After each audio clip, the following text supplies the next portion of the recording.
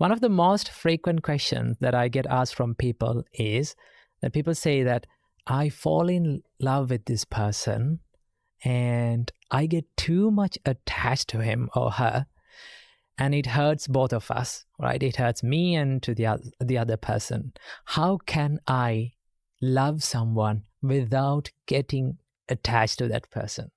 That is one of the frequent questions that people ask from me. Well, to understand about this, first of all, you need to understand what is the difference between love and attachment. I'll tell you the difference. If you're in love with someone, if you fall in love with someone, this means the pure love, the love, I would say. You say that I need you to be happy. Okay? That's what you say. I need you to be happy. If that happiness includes me, that's much better.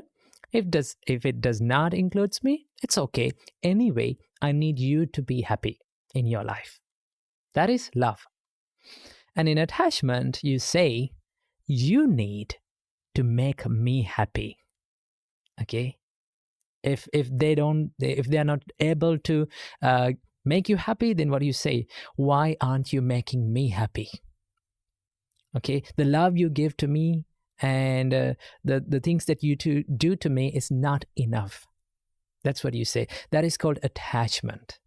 Okay? So did you see the difference? That means in love, you think about other people's happiness. Okay? As a result of thinking other people's happiness or wishing other people's happiness, you get the same thing back. Okay? But in an attachment, you wish your own happiness. Only that. You become, it's a form of selfishness. Okay? So this is the difference between love and attachment. So how attachment happens? Here's how it happens.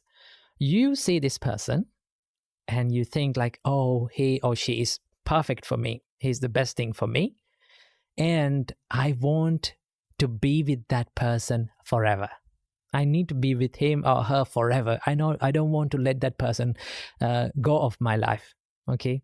I don't want let that person to leave my life. I need to be with that person. In that case, you hold on to that person tightly. Okay? You grab that person and you don't want to let go of that person. Then what you do in the next step, you try to protect him or her. Okay? Sometimes you overprotect him or her. So some people, they put restrictions. Okay, you should not use social media. You should not go and talk with other people, right? You should not come out of house. Remember, the more you try to hold on to someone's life, okay, and the more you try to control someone's life, chances are very, very high for you to lose that person. Because if you dive into the Buddha's teachings, okay, when you dive in deep into Buddha's teachings, Buddha says that you live in your own private world as well as others. Okay? Same like you, other people are also living in their private world. You create your own private world. You create your own happiness. You create your own sadness. And everything that you create is created by yourself. Okay? Your world is created by yourself. So it goes same with others. Okay? They are living in their private world. Okay? Same as you like to be happy and same as you like to be free, those people around you likes to be happy and free. Okay? So what happens when you try to put restrictions on someone? What happens is they don't like it. Okay? No one likes to be totally under control of someone. Okay? They need to have some sort of freedom in their life. So chances are very high for you to lose that person if you try to protect and overprotect and hold on to it and hold on to that person. And you think like, I need to be with that person. And what happens next is you become afraid of losing that person. You think, what if this guy or this person leave me? Okay? What will happen to me? Okay? My whole world will be a disaster. Okay?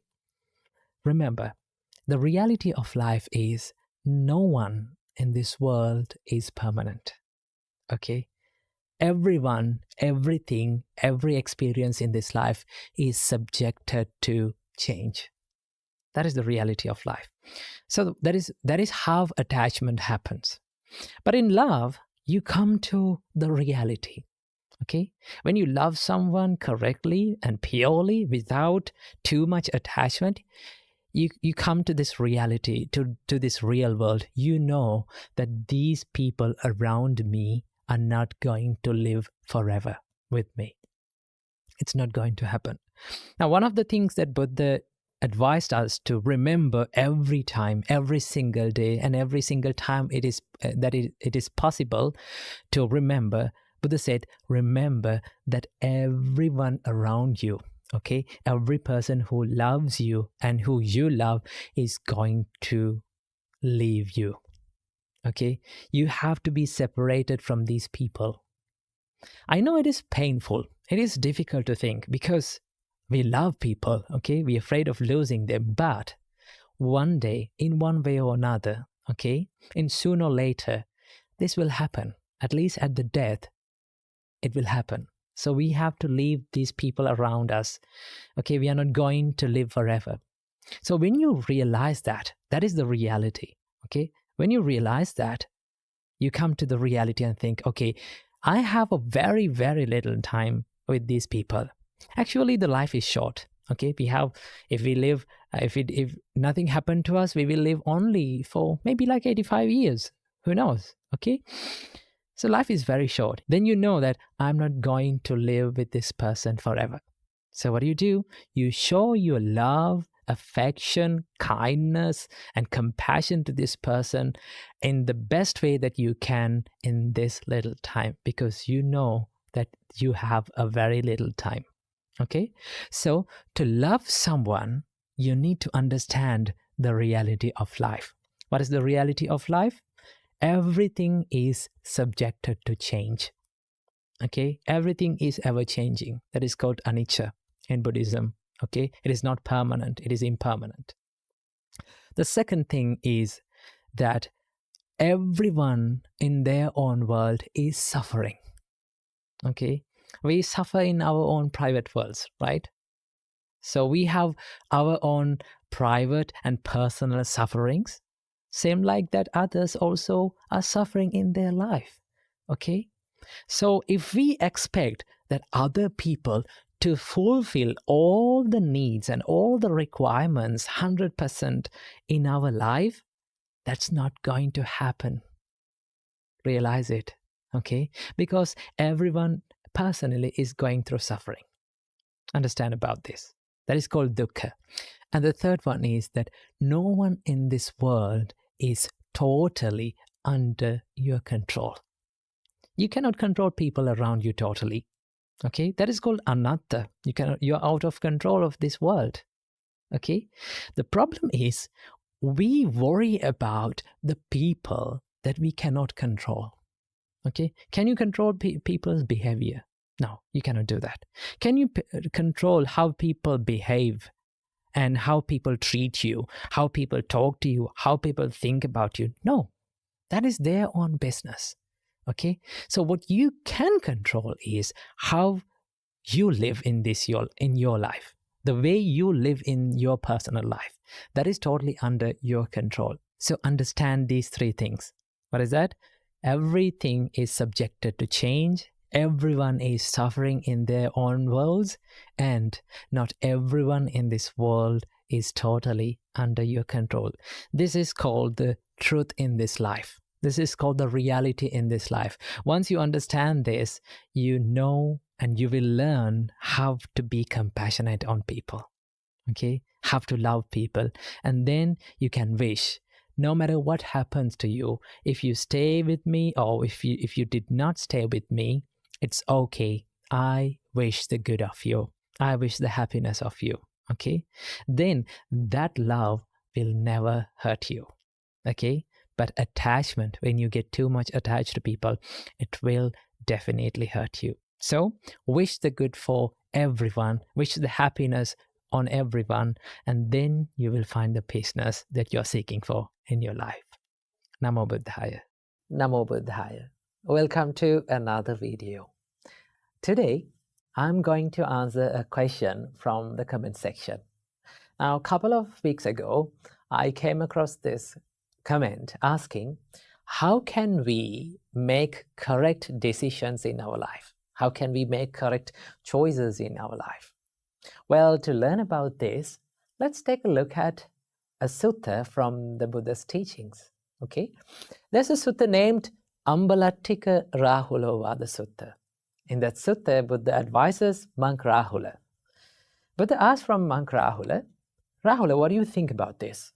What is the purpose of the mirror? Then monk Rahula says, the purpose of the mirror is to check our reflection, sir.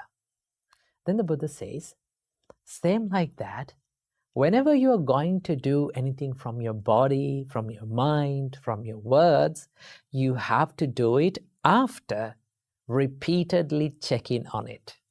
Okay, you have to be mindful and you have to think about it, you have to check it, and then after that you have to do it. Then in that sutta, Buddha further explains how to repeatedly check our actions. Buddha says, whenever you are going to do anything from your body, let's say you are going to do something from your body, okay, then you have to think like this. Buddha says, is this deed that I'm going to do now hurts myself? Is it going to hurt myself? Or is it going to hurt others, other people around me? And the Buddha says, you have to think that is it going to hurt both of us, for me and for the others? Okay? And then the Buddha says that you have to think that is it a skillful thing or a good thing or a wholesome thing or an unwholesome thing? Does it give happiness to my life? Does it bring happiness and mental serenity and calmness to my life? Then the Buddha says that if you find that action that you're going to do is unskillful and it hurts for yourself and to the others, and it is unskillful and it brings suffering to your life, then you should, by all means, you should not do it. Okay? So that is a bad choice. That means that you are going to make a bad choice. Okay? Then the Buddha says, if you find the action that you're going to perform in your life, okay, if you're going to perform an action which is good, which brings the happiness to your life, which makes the happiness and which benefits for you and for the others and both of you, if it is skillful, then by all means you have to do it. Now, what does Buddha means in this advice? Buddha says that means you have to, before you are going to do anything from your body, from your mind, from your words, you have to be mindful. You have to think, what am I going to do now? Right? Is it good or bad? Is it wholesome or unwholesome? You have to think about the consequences of your choices. If you are aware of the consequences of your choices, then you will make good choices. Okay? Most of the time, the reason why we are making bad decisions and bad choices is we are not aware of the consequences of that action. And we are not mindful about what we are doing now. So, in your life, before taking any decision, just pause, take a rest, and pause and think, hey, what I'm going to do now, is it beneficial for myself? And is it beneficial for others? Okay? And does it hurt myself? Does it hurt others? Okay? When you think about that, you can make correct decisions. Okay? And you have to be brave enough to choose the harder path, difficult path, because making correct decisions and doing good things is not an easy task. It is always difficult. Although it is difficult, if you practice it, if you constantly do it, no matter what happens, you can bring the happiness to your life. So the best thing to do to make correct decision is to pause first, okay, and think about it, repeatedly check on it, and be mindful and consider whether it is going to be beneficial for my life or to the others, and then make correct decisions. That is how we make good choices and correct decisions in our life. So that is what I have to share in this video. So I wish you all, may all of you be happy and safe forever. Namo Buddhaya. Namo Buddhaya. Welcome to today's video. In today's video, we are going to take a look at the concept of karma according to Buddha's teachings. Now, when you hear the word karma, the first question that comes to your mind is, what is karma? What is the meaning of this word? Well, if you take a look at the definition of karma, it gives the meaning of action, right? But in Buddhism, it is more than action. The Buddha said it is intentional action is the karma. In Nibbedika Sutta, Buddha explains this as Chetanahang bhikkhave kammang vadami, chetayitva kammang karoti, kayena vachaya manasa. Monks, I say that intention is the action, or intention is the karma. And intentionally or willingly, one performs actions or karma either physically, mentally, or verbally. That means that intention, chetana, or the intention, plays a greater role behind our karma. Now, according to the intentions, the karma can be divided into two types. Buddha said there are kusala karma and akusala karma, wholesome actions and unwholesome actions, right? Now, what is wholesome action? They are the actions, they are the things that we do with wholesome intentions, right? Like we do certain things with wholesome intentions like love and kindness, compassion, patience, serenity, right? When we do certain things from our body, speech, and our mind with wholesome actions, wholesome intentions, we generate karmas that are wholesome. And also there's the other side of the karma, that is unwholesome actions. Okay? Now, akusala karma or unwholesome actions is a broader topic, because so many people think that akusala karma is something that is bad when it comes to unwholesome actions, right? Akusala karma is not only bad, but also there's another hidden meaning behind this. And that is, there are certain things, there are certain actions that we perform during our day-to-day life, right? They're the things that we do in day-to-day life, like talking and writing and like sleeping and traveling. We need actions and we need intentions to do this. Intentionally, we do all the actions, but they're not certainly unwholesome. So the meaning of akusala karma means the actions that do not fall under the wholesome actions or kusala karma. Of course, there is the unwholesome actions or the bad karma or the evil karmas that we do, and also there is other neutral karmas that we perform during our day-to-day life. So they are called the unwholesome actions, right? So based on the intention, the karma can be divided into two different parts, and they are wholesome actions and unwholesome actions, kusala karma and akusala karma. Okay? And the word karma does not come alone.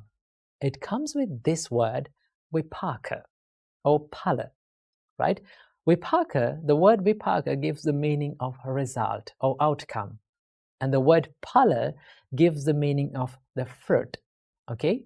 Now, the word phala is a great word to understand about the law of karma. Let's understand about it in this way. Let's say I planted a mango seed on the ground. In few years' time, what do I get? I can have mangoes, right?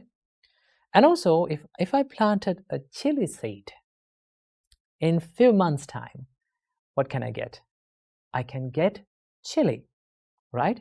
So when we plant something, a seed, it has the potential to give the result in the future. right? If I planted a mango seed, that mango seed has the potential, it has the ability to generate mango fruits in the future. Okay, same like that.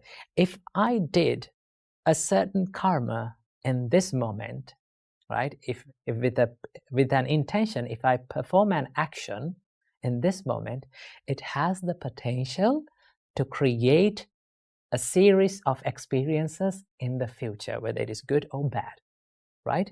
So remember, the vipaka is the effect that we are going to get in the future, right? Now, this whole idea behind this law of karma is the law of cause and effect. When we make the conditions for something, then we are going to get the results out of it in the future. Now, the nature of the results highly dependent on the nature of the karma that we perform today. Let's understand about this in this way. Now, I planted the mango seed, right? That mango seed had the power to generate mangoes in the future, right? But if I wish this mango seed to give chilies in the future, no matter how hard I wish, I will never get chili out of it. I get mangoes because it has the nature of generating mangoes. Same like that, right? If I did an action with an intention, it has the power to generate the experiences or the vipakas in the future. So if the nature of this karma that I'm performing today has the intention of wholesome, or if I did with a pure mind, a pure intention, it can generate desirable experiences in the future, desirable results in the future, because that is the nature of this seed of karma. In the same way, if I did something unwholesome with an unwholesome intention, I will get unwholesome or undesirable experiences in the future, because it has the nature of generating undesirable experiences in the future. So this is the whole idea behind the law of karma. Now, why do we need to understand about the law of karma and how karma works? Now, if you had a good understanding about the law of karma and how karma works, it is very easy to be compassionate on others, and it is very easy to be compassionate on yourself. Right? There are certain things and certain experiences that happens due to our past karmas, right? Now, according to Buddhism, we believe that we are coming from a long journey of rebirth that is called samsara. Now, in this long samsara, we have performed both good and bad karmas. So in this life, we are going to get some sort of experiences from our past karmas, okay? So if you take a look at that, when the tough times comes, when the problems comes to your mind, sometimes people blame to themselves. People hate themselves and think like, I'm a bad person, right? I'm a bad person. I'm a negative person. No, right? Just because you performed a bad karma doesn't say that you're a bad person, okay? Because each and everyone, we are living in this society, in this world, perform good and bad karma, okay? So we don't want to hate ourselves. We can be compassionate on ourselves, right? Everyone is subjected to this law of karma. And also, if you have a good understanding about the law of karma, it is very easy to be mindful and be in this present moment. Why? Because sometimes we worry about the things that has happened in the past, right? We worry about the things that we have done in the past, and we think like, oh, I did this thing and my whole life is ruined, right? Of course, you cannot change the past, right? That is the truth. You cannot change the past. And also, you cannot stop the outcomes of the things that you have done in the past, or the results or the vipakas that you have done in the past. Okay, you cannot change it. What is within your control and what you can change is this present moment. And if you become mindful about this present moment, then you can create good karma, not the bad ones. So I hope you got a little understanding about the karma and how it works. So until next video, stay happy and stay safe. Namo Buddhaya. I know it is very difficult to forget the past memories. I know it is very difficult to forgive yourself for the things that you have done in the past. But at the end of our life, at the end of our day, what we all need is nothing but just the peace in our mind. But in order to find that peace, we need to let go of that past memory, let go of that things that hurt us. But how?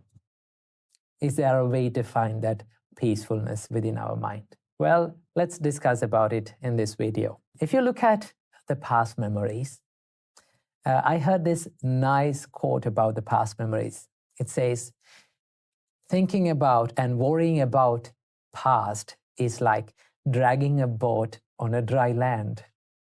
Okay?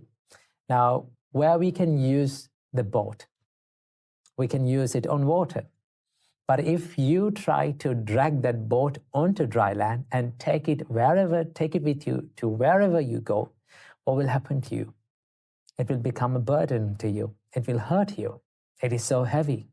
And there is no use in the same place, right?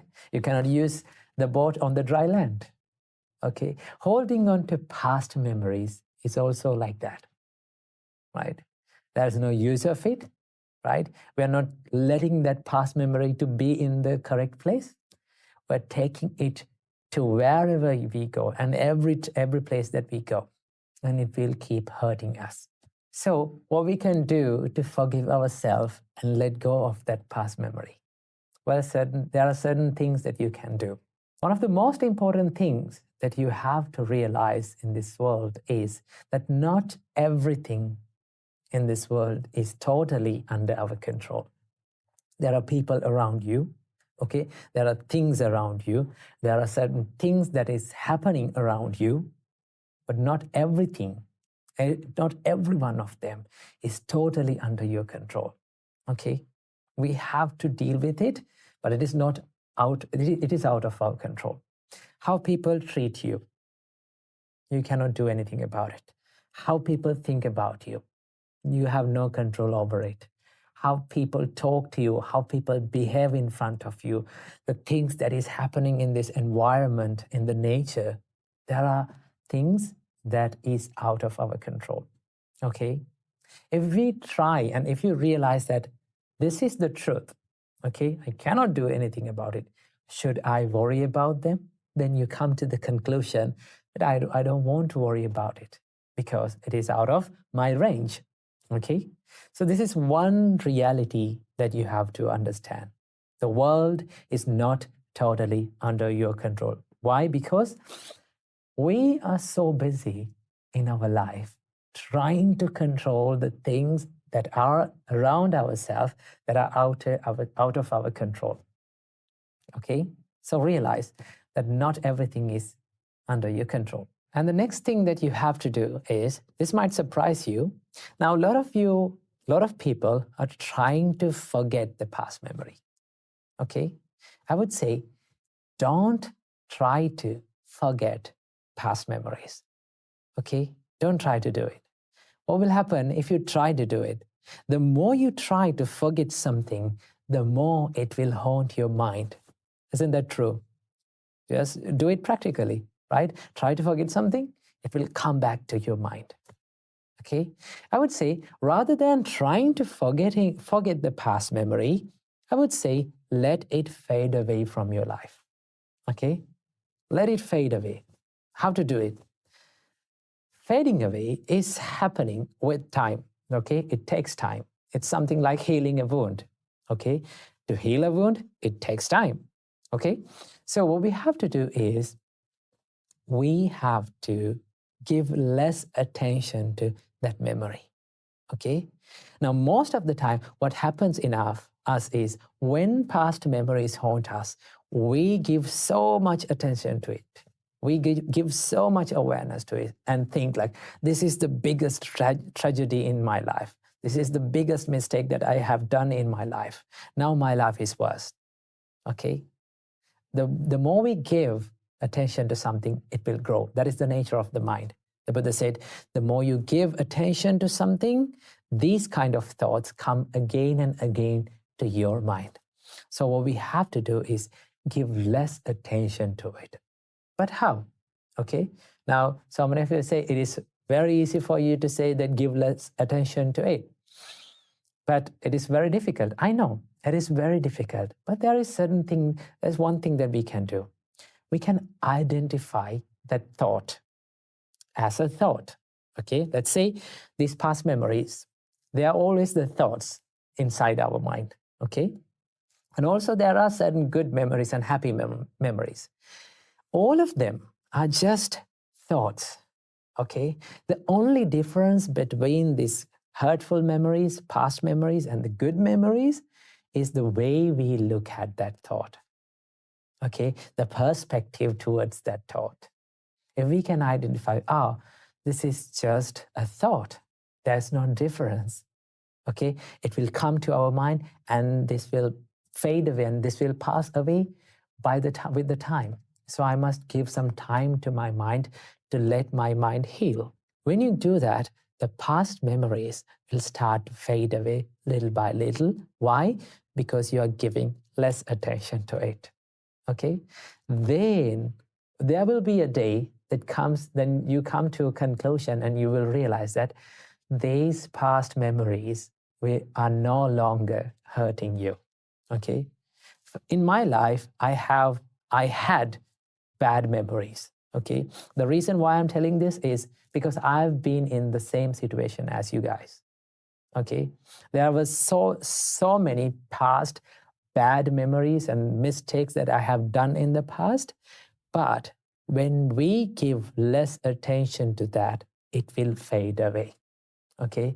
Then you will be okay with those past memories. So that is what I have to share with you in this video. So just let your past memories fade away from your life.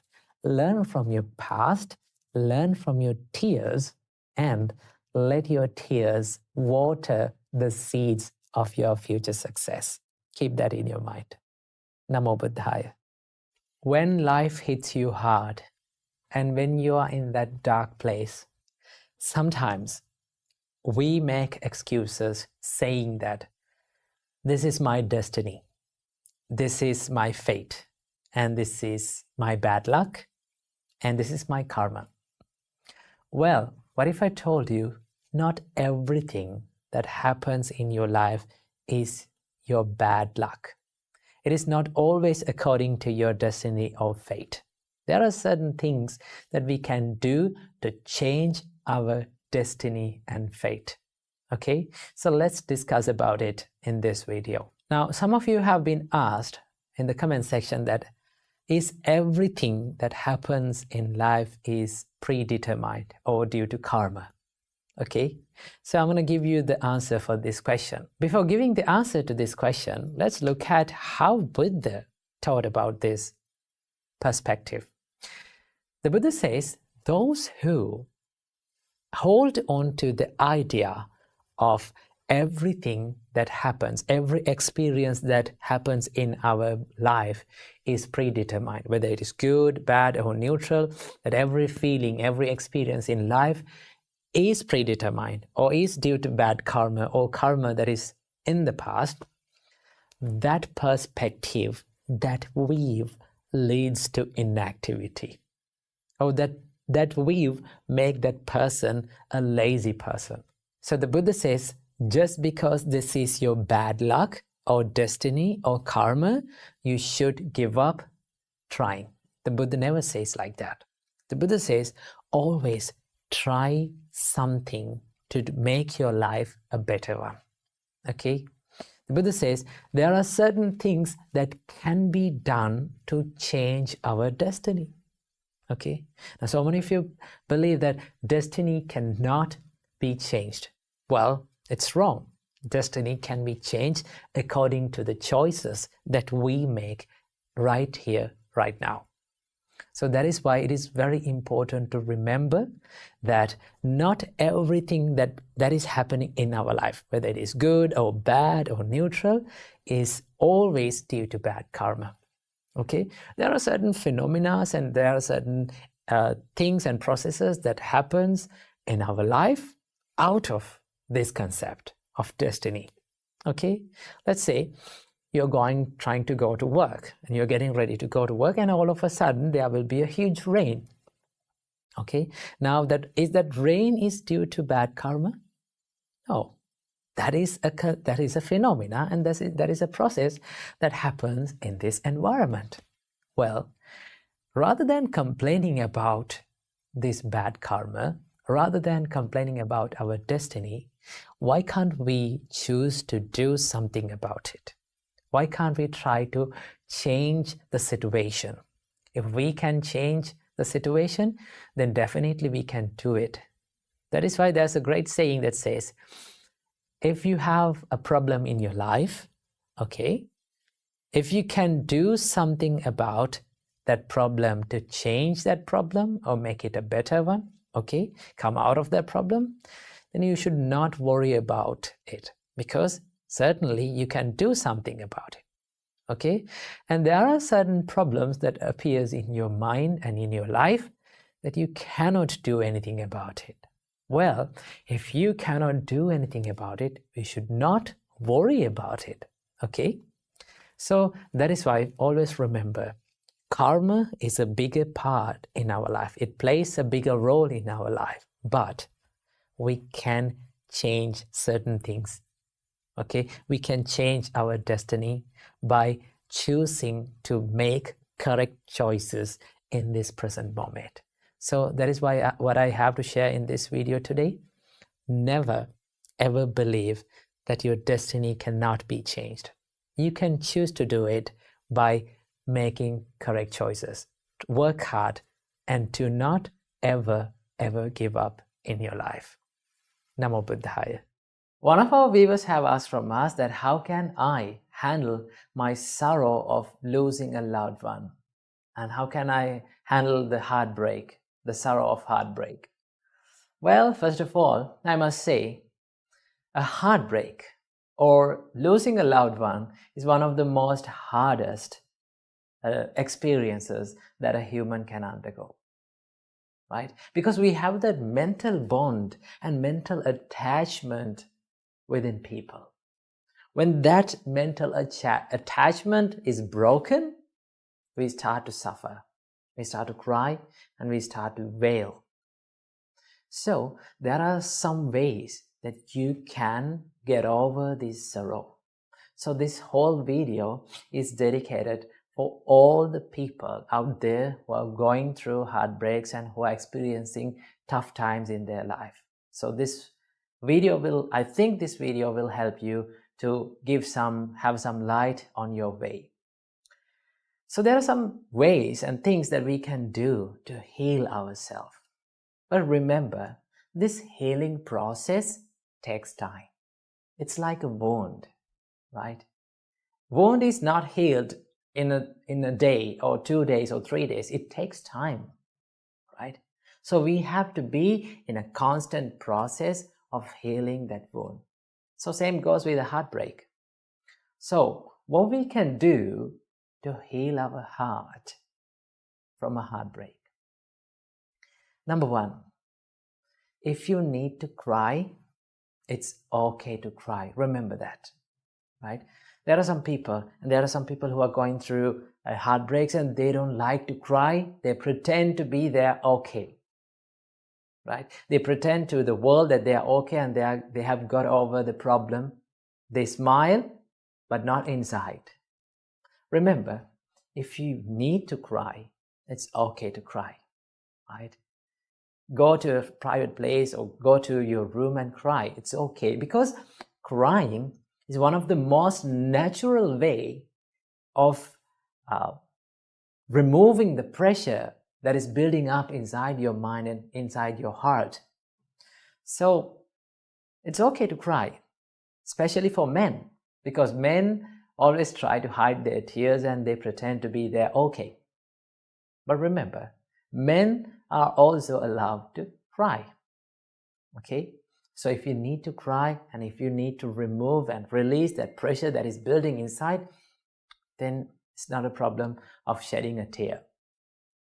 Number 2, you can find a person who you can share your pain and who you can share the sorrow and the pressure that is building inside you, right? Well, you need to be wise when you choose this person. Why? Because there are some people out there who give hate comments and hateful comments to the person who cheated you, right? When they give those hate comments and when they try to build up the hate within you, right, it is not good for you. It's not good for your mental health and it's not good for your physical health either. So what you have to do, choose the person wisely and share your pain with him. Find a person who can share that sorrow, right? That person can be your mother, your father, maybe you're one of your friends, maybe one of your teachers or mentors, whoever it is. Find a person who keep listening to you without saying anything, without giving many advice to you. Find a person who keeps listening to you, right? Find a person who you can share your pain that is building inside. That is the second step. And number 3, this is the most important thing that you need to practice. And this is one of the things that many people who are in relationships doesn't like to think about. And what is that? Our great teacher, Supreme Buddha, said, Sabbehi me piyehi manapehi nana bhavo vina bhavoti abhinnang paccavekitappa. What does that mean? Supreme Buddha said, always reflect and recollect in your mind that one day I have to be parted and separated from all the dear and agreeable people in my life. Isn't that the truth? Yes, it is. That is the truth. But we don't like to think about that when people are in relationships. They will think it will ruin their relationship. It will ruin the bond between people. But in reality, it is not. Remember, when you think that I have to be separated, one day I have to be separated from this person that is sitting in front of me, the person who I love most. One day I have to be separated from this person, at least at the death. So I have a little time to love this person, give my love, my kindness, my attention, my compassion to this person. So I must give this fullest love to this person. Remember, true love will never break your heart. That's amazing, isn't it? True love, when you love someone truly, if that person leaves you, you will never be heartbroken. But if you become attached to that person, if you are mentally too much attached to that person, and that attachment is the thing that breaks your heart. That is why Buddha said attachment brings the suffering to your life.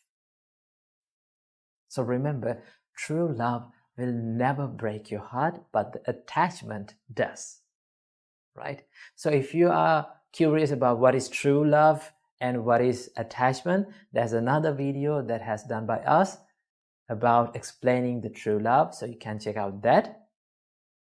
So remember, when you truly love someone, your heart will never be broken, right? So what you have to think is, always, whenever you are possible, you need to think, I have to be separated from these people around me, right?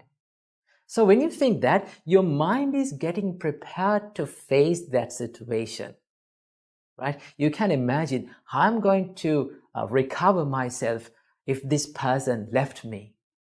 How I'm going to do that, right? Then if your mind is pre-prepared for that situation, when you're going through such a situation in reality, you will start to think, this is what I was thinking about, right? So when your mind is get prepared to face that reality in the life, right? You can be more confident, you can be more strong when you face that situation in real life. So that is the thing that you have to always think about that. And also, remember, I told you, heartbreak is like a wound. Remember, if you need to heal this wound, you need to decrease the amount of touching it, right?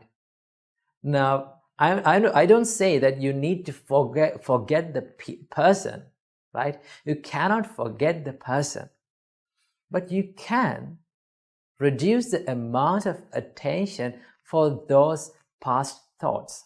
Because when you're alone, right, after a heartbreak, after a breakup, when you're alone, right, you're thinking about the moments and the things that happened in the past. The more you think about those things, the more you will be frustrated and the more you will be sad. So what you have to do, reduce the amount of attention that you are giving to that kind of thoughts, right? So you can do that, but you cannot forget that from time to time, those thoughts will haunt your mind. But when you're not giving much more attention, when you're not giving much attention to those kind of thoughts constantly, and with the time, it will fade away, right? So you don't try to stop the thoughts, but let the thoughts to fade away from your life. And keep this in your mind. Whatever the terrible situation that you are going through in your life, it is going to be changed one day. Because none of our life experiences are permanent, right? Every experience, every tough situation, every happy time, and every experience that we face in our own life are impermanent. They will change with the time. So remember, you're going to heal one day. You're going to be okay one day, right? So have some experience with these tough situations in our life. Remember, these experiences make our life more and more strong. So these are 5 things that you can do to heal your broken heart, right? So I hope you got some ideas to how to heal your broken heart. And most importantly, don't forget to remember what our great teacher Supreme Buddha taught.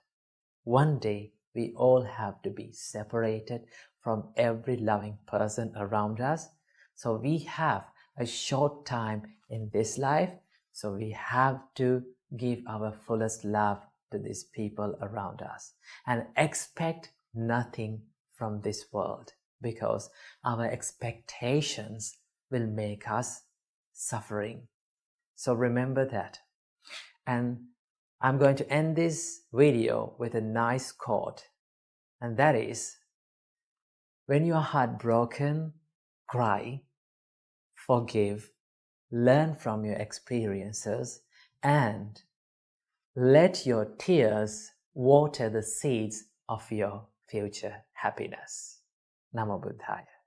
First of all, we all have to know that we all are humans and we make mistakes. We all make mistakes, right? You, I, we all are the people who are making mistakes. For sometimes, when we are dealing with people, when we live with people around us, we will see that the people around us are making mistakes. They do wrong things. Sometimes they may be the people who love you most. So in such times, we have to correct them. We have to show the correct path and we have to put them into the correct way. But when we do that, we do it in an unsuccessful way. Most of the time, we use anger, resentment, we use punishments to correct people. Remember, when you use anger, when you use the punishments, when you use the resentment to show the correct path to people, they will never correct their mistakes, right? Because when someone's mind is in anger, right, he cannot understand what is good and what is bad, what should be done and what should not be done. So there is a way, and there is a proper way to correct a mistake of a person. So how to do that? Now this way was taught by our great Arahant Sariputta. Our great Arahant Sariputta says that you need to establish 5 things inside your mind before reproving someone or before correcting a mistake that has done by a person. So what are these 5 things? Number 1, remember, you need to speak at the proper time. That means you need to show the mistake of that person at the proper time. So what is the proper time to show a mistake to a person? Remember, never show a mistake to a person when that person is in anger. Because when your mind is in anger, you cannot know what is good and what is bad and what should not be done and what should be done. Therefore, you need to wait until that person cools down, right? Don't show the mistakes to people when they are in anger. They will never correct their mistakes, right? That is the first step. And the second step, never show mistakes to people in public, right? When that person is surrounded by some other people, never talk about their mistakes. Why? Because in these days, people have a bigger personality, right? People show a big image to the society, right? You have a Facebook account, you have an Instagram account, you are on social media, and you show something to this society, and you think that you are a person and you are like a kind of a person in this society. So when you show a mistake of that person in front of others, right? When you complain to that person in front of people, remember, you are not only damaging his mind, you're damaging his personality. Remember, damaging to one's personality is one of the most dangerous and most worst thing that a human can undergo. Therefore, never show the mistakes to people in front of others. If you want to show a mistake to a person, talk to them privately, right? Bring him under a shade or maybe a calm and quiet place and talk to them, right? They will like to hear that, right? So never show the mistakes to people in front of others. So that is the proper time. And the second thing, Arahant Sariputta said, you need to speak truthfully, right? That means you need to complain to the person that has done the mistake exactly, not to other people. Because sometimes, because of the misunderstandings, because of miscommunications, we complain to the people who have not done any mistake, right? We make false accusations. When someone is going through a false accusation, it is very hard for that person. Remember, therefore, before complaining to someone, before showing a mistake to a person, find that exactly has this person done this mistake or not. Okay, so you need to be truthful. You need to find whether this person has done this mistake or not. Do not make false accusations. That is the second one. Number 3, Arahant Sariputta said, you need to speak gentle words. Never use harsh and rude words to explain the things to people, to explain the mistakes to people, right? When you use the hard and rude words, like the words of anger, right, they will shut their ears, they will shut their eyes. They don't like to hear the rude words. In case no one likes to hear rude words, right? Therefore, if you need to explain a mistake that has done by someone else, then speak kind and gentle words, right? Speak heartwarming words. Then they will start to hear that, because we have a higher sensitivity to love and kindness. Therefore, use the words of love and kindness to explain the mistakes to people. Then they will correct their mistakes.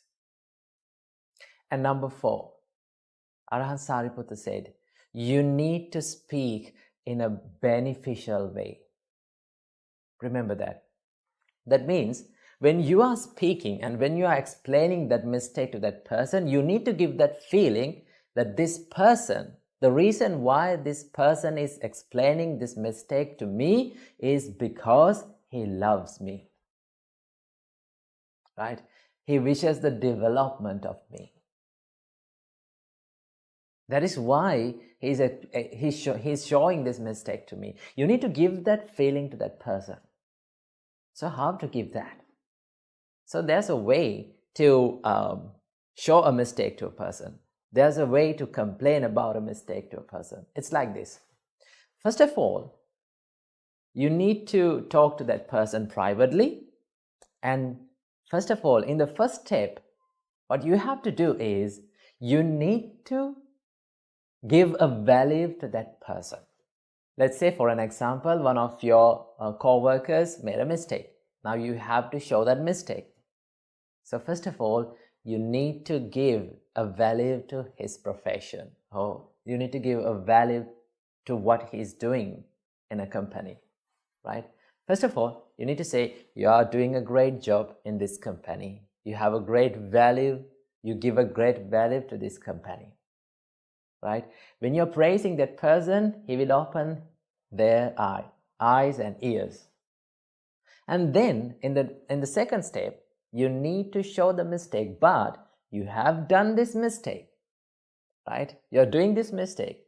Because of doing this mistake, because you're doing this mistake, there is a huge disadvantage for the company as well as for you. You have to explain like that. Then after that, after explaining the mistake to them, as the third step, again, you need to give a value to his profession.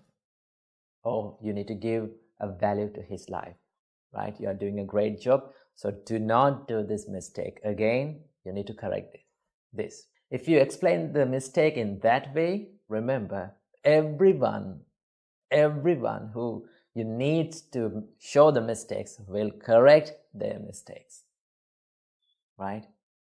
And in the final thing, right? The final thing, Arahant Sariputta said, you need to speak with a heart of loving kindness, right? Not while harboring the hatred thoughts. Because so many people show the mistakes to other people, right? To maybe to your children, maybe to your husband or wife or colleagues or co-workers, whoever it is. You get the anger to your mind and then you start to speak, right? Never do that. You need to be kind to the people. You need to have the compassion inside you. With that, you can do a great job, right? You can heal others' hearts. And also, you can correct the mistakes of people successfully. So, you need to use your word wisely and properly, because your words can change the lives of people. Words are so powerful, it can make people, and also, in the same way, it can break people. Therefore, when you show the mistakes to people, you need to speak kindly, gently, and in the proper time with a mind of love and kindness. So try this out and see the difference of your life. Namo Buddhaya. Namo Buddhaya. Welcome to another video. In today's video, let's talk about the purest love in this world. Well, when we love people in a normal life, right, when we make relationships or when we become kind to people, we tend to be kind or we tend to love people on conditions. Our love and our kindness based on conditions. It's like this. If you became kind to me, then I will be kind to you. If you love me, then only I'm going to love you, right?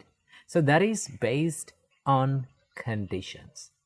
There is a saying that I've heard that someone is saying, if you be kind to someone expecting that person to be kind in return to you, you're not becoming kind to that person. You're doing a business, right?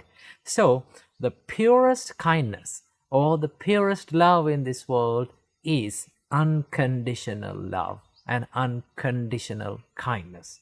Or in another word, unbound love or unbound kindness. So how to do this? How to practice this? Well, the Buddha teaches us about this universal, unconditional, and unbound love and kindness.